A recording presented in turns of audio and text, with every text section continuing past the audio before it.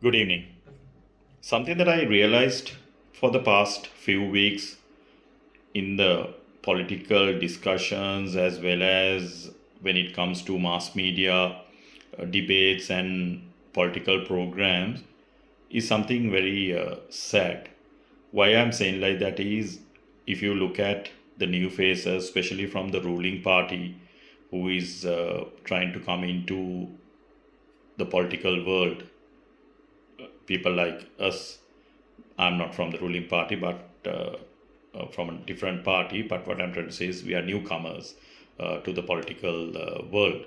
So these people, when they address the nation via social media, or when they go for political debates, political discussions, they talk about the past. 80% of the time, they talk about the mistakes of the previous government, previous leadership, and they just try to put the blame to them and say, look, this has happened due to this reason. Why we are suffering is because of this. I don't understand why they're talking about the past, because for the past so many years, this is what has happened to Sri Lanka. Everybody tries to put the blame on others and cover themselves. Even right now, we are seeing that. That is a very bad sign for this country again. We don't expect the newcomers to do that. The people with experience coming into politics and trying to do something for this country should not. We can take certain examples and say, look, this happened due to this, so therefore we are trying to change this system, like that. Examples are okay, but not to harp on that and just continue or build a discussion based on the mistakes and just continue to the end. That is not what people are expecting from people like us. So I have seen this. Now if you look at some of the uh, people who are ruling this country also is putting most of the time the blame on the previous government and trying to say it's due to this. So we all know that there was a very big change after the Aragalaya. The entire country wanted a system change. They wanted new faces. They wanted the old faces to go out. Why? Understand why. Understand why people came out to the road. What did they ask? What did they requested from the people who are coming into politics? And what did they tell the politicians, the old politicians who were in the political uh, uh, scene, for a very long time? What did they tell those people? Go, we don't want you back. We want a new political system, a new political way forward, a new party or a new set of people to come and take this country forward. So why did they do that? The reason for them to do that is because they are fed up of the existing system. They are fed up of all these failures. But the country has gone bankrupt. So people are really fed up of all these things that took place, for the past 20, 30 years. So people are expecting a change. So we all should understand. Now people don't want us to come and talk about the past and say, look, due to this happened, and we are trying to do something like this, but we also can't do it because it's affecting our decisions. No, that is not what the people want. People want solutions. If you can't give solutions, then you should not come into politics. Then you should manage your own business and continue with your whatever the life that you used to continue. Because you're in a party, and because the leadership is doing something, you can't go behind the leadership and take the leadership to the front, or show the leadership to the people and try to get your votes, by talking about that. No, that is not what people expect from the new faces or from the newcomers. This is what I feel. So now for me, I represent National People's Party. So National People's Party, our uh, the bulb. So now my party if you look at the leadership as well as the other team members, we talk about the future, how we are going to adopt certain systems, how we are going to change the existing system, what solutions that we are going to bring in. Even if you go through my the recordings that I have done, even today in the morning I did a recording. All the recordings that I have done, I never talk about the past. I might talk about the past, just to take an example, and then say, look, due to this happened and how I'm going to change. Other than that, no. All examples that I take is simple examples to show what changes that I'm going to do when I come into the parliament. So it's up to the people to decide whether they are going to bring me into the parliament or not. So today in the morning I did a clip. That clip was on public transport, how I'm going to change the public transport, not only by bringing technology, because technology is not the solution for everything. Please remember that technology is something where when a system is there to improve and take things to different levels, only we use the technology. So technology will not solve all problems. So first of all, you need to understand, you need to know where you stand in order to bring the right system. So I was talking about the overall public transportation system with some examples, how it was done in Sinhalese, how I'm going to do that in the coming months. Within the first 24 months, within the first 2 years, I'll be putting a lot of effort and concentrating only on the public transport, because that is a very important area. So like that, so that's what we are trying to communicate. My party, my members in the party,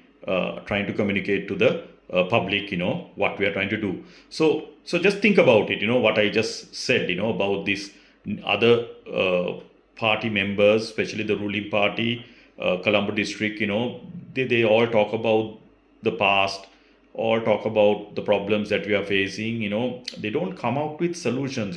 What we want is the solutions. Okay, take a particular area like I discussed today about the public transport. Okay, you talk about the public transport. If you have the confidence, if you are coming into politics to really do something for this country, then you should be in a position to identify certain areas where we are lacking, where the systems are not in place, where we feel that it's not been properly handled.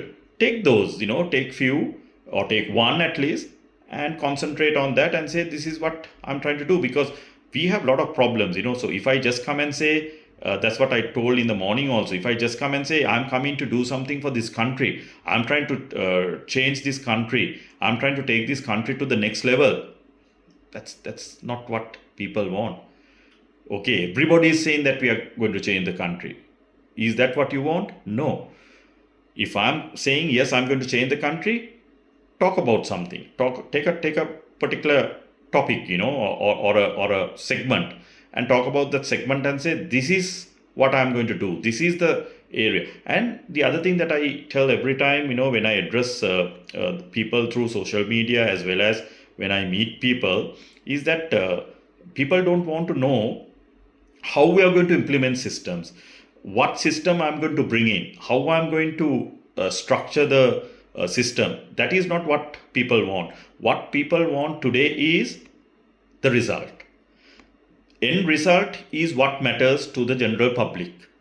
Shanaka Fernando can talk about public transportation. Yes, I will say within the first 2 years, I will concentrate on that area and develop that industry. Okay, what the people expect from Shanaka Fernando is the end result. How they are going to benefit from this change. What benefits that they are going to get. Simple as that. So I can give that commitment, and then it's my responsibility and my duty to work towards that, to make sure that people benefit from what I have spoken about. So please understand, be very careful when you're taking the decision on the 14th of November before deciding, whom to bring into power, which party, which individual. Please think twice. Make sure that we don't take the wrong decision, that we think very carefully and decide on the 14th of November. So I just wanted to pass this message because this is very important, because we don't have any more time, to lose. We can't waste time. Time has already passed. If you really look at it, we are almost behind. If you compare all the countries in this part of the world, we are nowhere. Only 22 million population. Every time I say this, it's like when you compare with another country, it's in another country, the city population will be 22 million. So in this country, the entire country population is 22 million. It's a very small population, a very beautiful country with so many uh, things available for us to improve. So many, I would say, assets in this country. We have a lot of opportunities in the world as Sri Lankans to take our businesses to the next level. Anybody is ready to come into partnerships with Sri Lankan people, Sri Lankan companies, because they know that we have good people, we have honest people, we have good systems in the private sector. So they are ready to come and join hands with us and take our expertise, to their countries and to expand their operations. How many companies are there in Sri Lanka who operates in other part of the world, in other countries, who have gone to different levels?